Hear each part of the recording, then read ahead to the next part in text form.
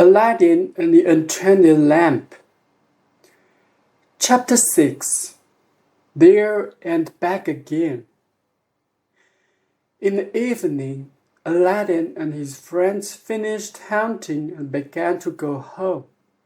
Suddenly, a friend said, "Aladdin, look! The sultan's men are coming, with swords in their hands. What do they want?" "I don't know," Aladdin answered. When the sultan's men arrived, they said, "Aladdin, we must take you to the sultan. He's very angry." "Why?" asked Aladdin, but the man could not tell him. In his palace, the sultan took Aladdin to a window. "Where is your palace?" he cried angrily. "And where's my daughter? Answer me." Aladdin looked out of the window. There was only the ground and the sky. No palace, no gardens, nothing. He closed his eyes, opened them, and looked again. And he had no answer for the sultan. "It's bad magic. I always said that," the vizier said quietly in the sultan's ear. "Your Majesty," Aladdin put his head at the sultan's feet. "Kill me now. I do not want to live without Badu or Budu." There were tears in his eyes. "Find her in 40 days, or you die," the sultan said.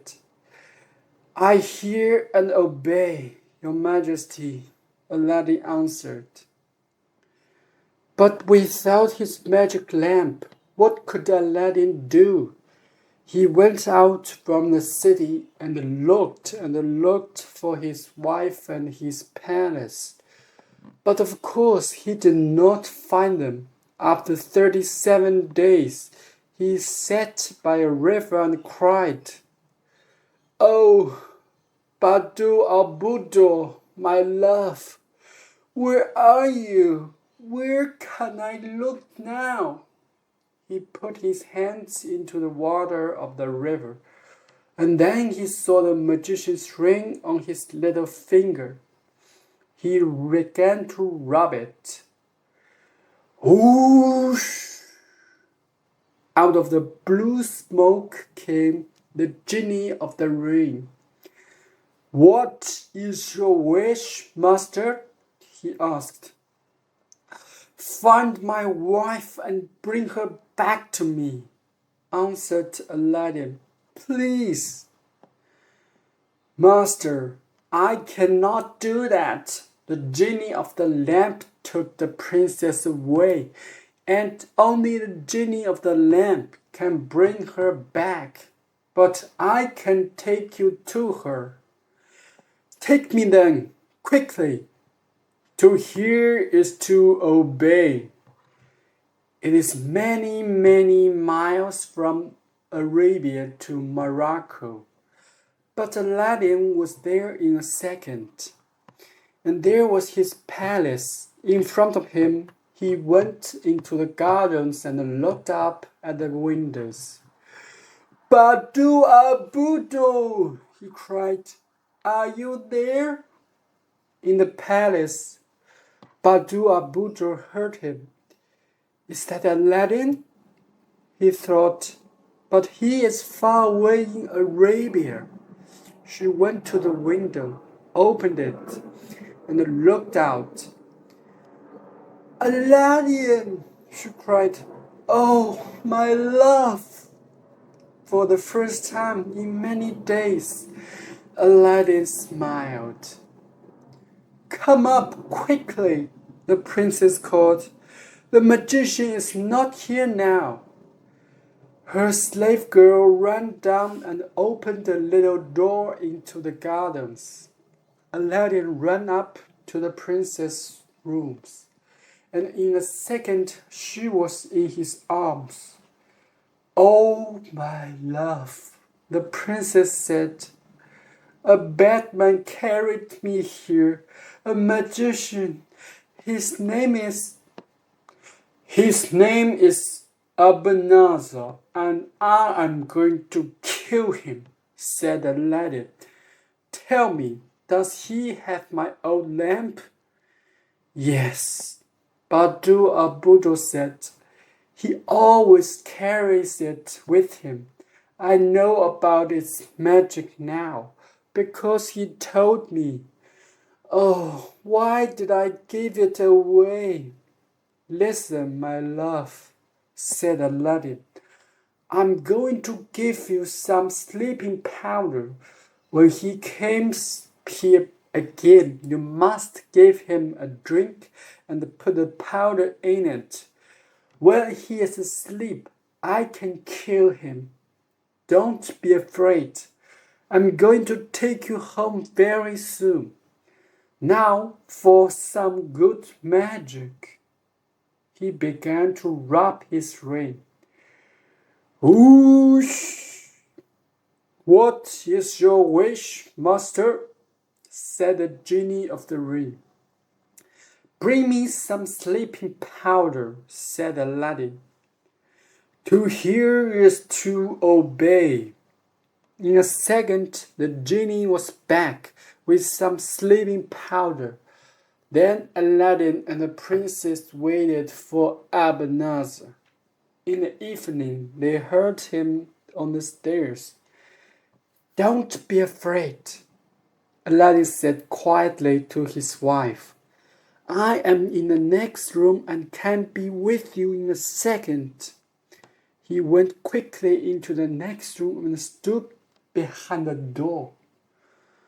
Ebenezer opened the door of Badu Abudo's room and came in. He smiled. "You are more beautiful every day, Badu Abudo," he said. "Your husband, that good-for-nothing Aladdin, is dead now. You must marry me. You can have gold, jewels, palaces, anything, but you must be my wife." For the first time, the princess smiled at Ebenezer. "Why not?" she said. "You are a rich man, and I am happy here. Yes, let's drink to that." And she gave him a tall gold cup with the drink and the powder in it. "Let us drink from one cup, Ebenezer," she said, and smiled to him. "You first, then me. In my country, new husbands and wives always do this."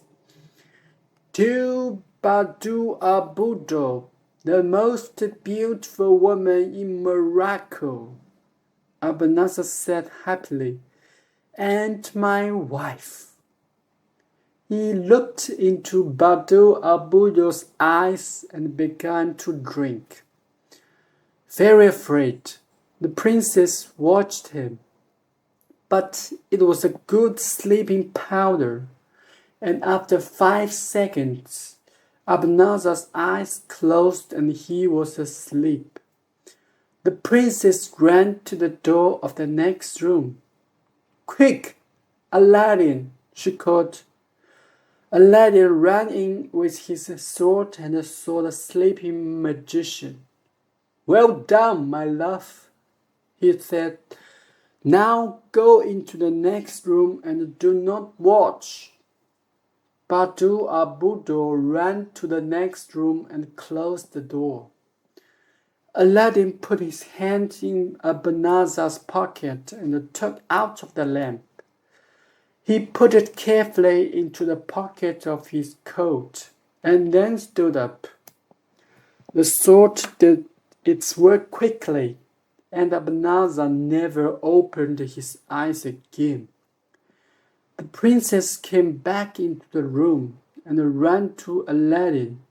He took her in his arms. "The magician is dead," he said, "and now we can go home." He began to rub the lamp. Whoosh! Fire and red smoke came from the lamp. The princess watched, afraid. "I am here, master," said the genie of the lamp. "What is your wish?" "Carry this palace, Badu Abudu and me back to our city in Arabia, but leave that dog Abanazar here." "To hear is to obey," said the genie. When the Sultan looked out of his window and saw Aladdin's palace again, he was a happy man. And when he took his daughter in his arms, he was the happiest man in Arabia. From that day, Aladdin and Badu Abudu lived happily in his palace. They lived for many years and had many children.